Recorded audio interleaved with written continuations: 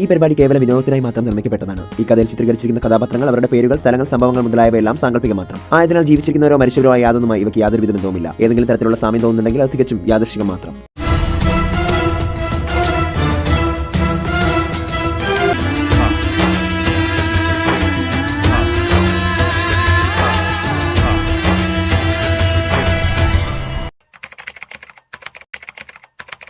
ഒറ്റയ്ക്ക് തിരികെ വരുന്ന പ്രദ പെട്ടെന്നാണ് അത് കണ്ടത്. തന്റെ പിന്നാലെ ഒരുപാട് ദുഷ്ടനാഗങ്ങൾ ഇഴഞ്ഞു വരുന്നു. ഭഗവാനെ, നാഗങ്ങൾ! ഇത് നിഡോക വംശത്തിലെ നാഗങ്ങളാണല്ലോ. ഇന്ന് അമാവാസി രാവാണ്. എൻ്റെ പക്കൽ ശക്തികൾ ഉണ്ടെങ്കിലും ഞാൻ ഒരിക്കലും ആ ശക്തികൾ പുറത്തെടുക്കില്ലെന്ന് ഉറപ്പിച്ചതാണ്. ഋഷിയേട്ടനെ ആ ദുഷ്ടനാഗകന്യകയിൽ നിന്നും രക്ഷിക്കാൻ വേണ്ടി മാത്രമാണ് ഞാൻ എൻ്റെ ശക്തികൾ ഇപ്പോൾ ഉപയോഗിക്കുന്നത്. ഈ ദുഷ്ടനാഗങ്ങൾക്ക് ഇനി എന്താണാവോ വേണ്ടത്? വർഷം 20 കഴിഞ്ഞിട്ടും ഈ നാഗങ്ങൾ ഇന്നും എൻ്റെ പിന്നാലെ വരുന്നത് എന്തിനാണ്? ഇവർക്ക് എന്നിൽ നിന്നും എന്താണ് വേണ്ടത്?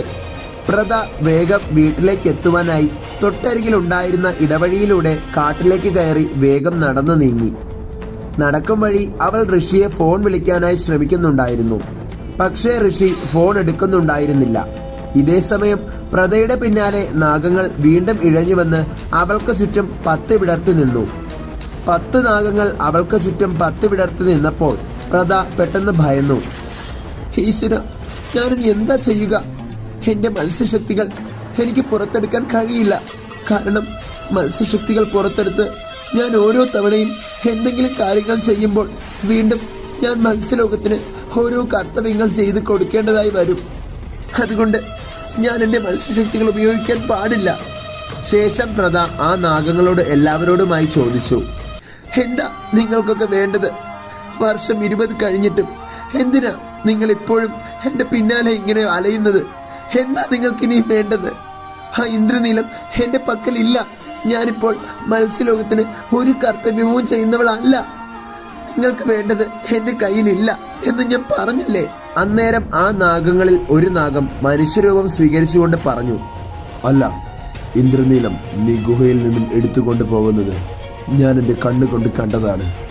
നീ ഇനിയും കള്ളം പറയാൻ നോക്കണ്ട. മര്യാദയ്ക്ക് ഇന്ദ്രനീലം നമ്മുടെ കയ്യിൽ തരാൻ നോക്ക്. അന്നേരം പ്രദ വീണ്ടും പറഞ്ഞു, ഇല്ല, ഞാനൊരു ഗുഹയിലും പോയിട്ടുമില്ല. ഇന്ദ്രനീലത്തെ തൊട്ടിട്ടുമില്ല, കണ്ടിട്ടുമില്ല. ഇന്ദ്രനീലം ഇപ്പോ എവിടെയാണെന്നോ അതിനെ ആരെങ്കിലും എടുത്തോ അതോ സംരക്ഷിക്കുന്നുണ്ടോ ഒന്നും തന്നെ എനിക്ക് അറിയുകയുമില്ല. പെട്ടെന്ന് തന്നെ അതിലൊരു നാഗം ദേഷ്യം വന്ന് പ്രദയുടെ നെറ്റിമേൽ കൊത്തി. പ്രദയുടെ നെറ്റിമേൽ ആ പാമ്പ് കൊത്തിയ അതേ സമയം മത്സ്യലോകത്തെ രാജകുമാരി കസേരയിൽ ഇരിക്കുന്ന പ്രാർത്ഥനയ്ക്ക് തന്റെ നെറ്റിമേൽ എന്തോ കുത്തിക്കയറിയ പോലെ തോന്നി. എന്താണ് ഭഗവാനെ എന്റെ നെറ്റിയിൽ ഇങ്ങനെ തോന്നിയത്? ആർക്കോ എന്തോ അപകടം വരാൻ പോകുന്ന പോലെ എനിക്കൊരു തോന്നൽ. ഒരുപക്ഷെ അതെന്റെ അമ്മയ്ക്കായിരിക്കുമോ? ഇല്ല, ഒരിക്കലും ഞാൻ എൻ്റെ അമ്മയ്ക്ക് ഒരു അപകടവും വരാൻ സമ്മതിക്കില്ല. പ്രാർത്ഥന പെട്ടെന്ന് മത്സ്യമായി കടൽക്കരയിലെത്തി നാഗമായി ഇഴഞ്ഞ് തന്റെ ശക്തികൾ ഉപയോഗിച്ച് പ്രദയെ നാഗങ്ങൾ വലഞ്ഞ ആ കാട്ടിലേക്കെത്തി. പ്രദ അന്നേരം ബോധം കെട്ട് കിടക്കുന്നുണ്ടായിരുന്നു. കണ്ണുകൾ അടയാൻ പോകുന്ന ആ നിമിഷത്തിൽ പ്രാർത്ഥന ശേഷ മത്സ്യകനികയായി നിൽക്കുന്നത് കണ്ട് പ്രദ ഞെട്ടിപ്പോയി. പ്രാർത്ഥന, നീ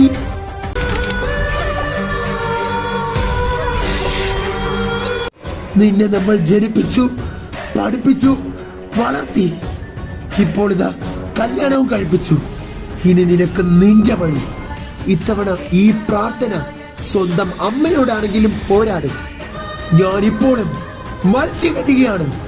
മത്സ്യലോകത്തിന്റെ സർവശ്രേഷ്ഠ ശേഷ മത്സ്യ റാണിയാണ്. അയാളൊന്നും മോഹിച്ചു കിട്ടാതെ എനിക്ക് സ്വസ്ഥമായൊരു ജീവിതം കിട്ടില്ല. തൊട്ടരുത് തന്നെ, മാറി നിൽക്ക്.